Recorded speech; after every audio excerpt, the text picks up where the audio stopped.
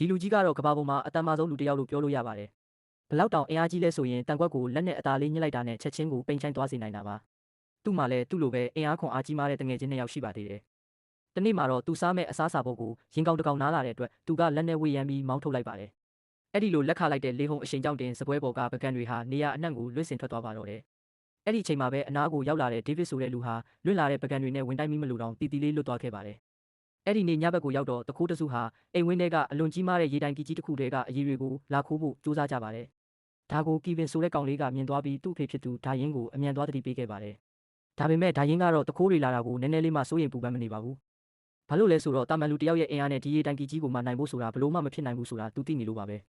တခိုးတွေဟာသူတို့လူအင်အားနဲ့မှလို့မရတဲ့အစုံပြန်ကားတစ်စီးကိုယူလာပြီးတိုင်ကြီးကိုကျိုးနဲ့ချီကအတင်းဆွဲဖို့စူးစမ်းကြပြန်ပါတယ်ဒီအချိန်မှာလဲဒါယင်းကတော့တွေးအေးပါပဲ